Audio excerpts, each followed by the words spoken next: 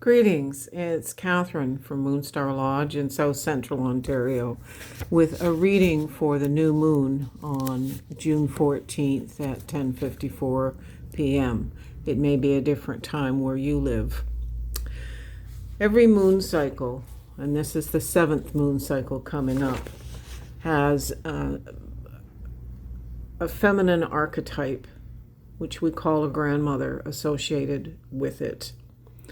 It's not that the moon is a spirit being, it is that this archetype and this tradition allows that a new grandmother archetype shows up, and they are living spirits. This new moon is a new moon in perigee, meaning that we are experiencing a huge new moon. It is the closest to the earth that it can be in its elliptical cycle. Therefore, its energy is profound. So, when the moon can change the tides in the Bay of Fundy by 40 feet in a day, you can appreciate what that does to the human body in terms of fluid movement and swelling and perhaps migraines. But it also is an opportunity for great spiritual travel and the energy to make spiritual change. In this instance, it's dealing with shadow. The dark moon is a shadow time. So this grandmother is called Loves All Things. And I'll read to you what she's about. She is the mother of unconditional love and all acts of pleasure, the keeper of sexual wisdom and self-respect, the sensual lover, the mother nurturer, the warmth of the feminine, the guardian of the needs of the family. She teaches us how to use respect, trust, and intimacy in all relationships, how to love all aspects of our lives, the lessons, sexuality, and physical beings, how to be a loving woman, nurturing mother, sensual lover, and trusted friend, how to forgive ourselves and others, developing acceptance and shunning criticalness. She teaches us how to love the truth. When I was about 14 and going through a very difficult time physically with a scary prognosis, my grandmother reminded me that her teaching was that the grandmother is called she who finds love in all things, no matter how difficult and how hard. This stuck with me for my whole life because it was very difficult going through what I went through. And as I look at the world today, everyone is going through tremendous stress and strain. But to find compassion and to love that the agency of change has happened and the scale of justice and right relationship is going to tip up again. This gives me hope, and so the compassion is a necessary aspect. I wanted to pull some cards, and I wanted to give an opportunity for you to see them and think about this weekend. It's so close to summer solstice and the power of grandfather-son meeting with this grandmother. It's always going to be that grandfather-son meets with grandmother moon. And we are at aphelion in early July, so that's a very interesting time during Loves All Things. Grandfather has the greatest amount of light coming, but he's the farthest he can be. And this grandmother is the closest that she can be. Anyway, the cards that I pulled, and I do that just because these have to be short. The Queen of Swords. So the Queen of Swords is a takes no guff kind of gal.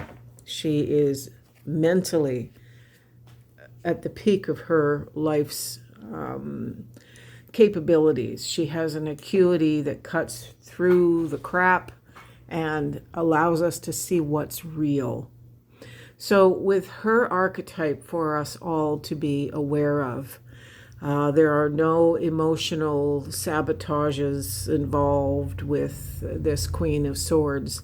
She's bringing us into this new moon with a clarity about what's real. What do we need to find the love in all things? We're being told through the Ace of Wands that we have a new spiritual fire-based, fire in the belly, creative enterprise on the way. I'm in my lodge of withdrawal at this time that I'm filming this, and it's a creative opportunity for me. And finding the love in that is important, but that's the least that I need to do. It's bringing my teachings to the world through my art that's important to me. But we're all going to go through a new spiritual upgrade, shall we say. The next card from a different deck is the Three of Wands, and that says we're all on a journey that's going to progress very quickly during this moon cycle. And that's a good thing. The clarifying card from the Bloodlands is called the High Fells. This is a difficult place to reach. It's a cave that's full of knowledge that's not meant to be seen by people. However, what this is telling us is this is the moon cycle where the depths of anything that we've got hidden, because all the knowledge in this cave is hidden knowledge meant to be suppressed. But we're not supposed to suppress the stuff that is keeping us from growing. If we love ourselves enough and have compassion for ourselves enough to finally get rid of the BS that is the shadow, we love the shadow, and having compassion for the shadow parts of us is what's important. We need to love it to death. It's never going to completely leave, but it's not going to have tantrums and interfere with our growth and our spiritual direction. And the final card is a Lenormand card, and it's called Clover. Normally, Lenormand is read in multiple cards, but in this instance, I asked for a clarifying deck, and this is what came. Clover is a card of luck and health and financially quite positive. It's an important card. It says that it's going to go quickly.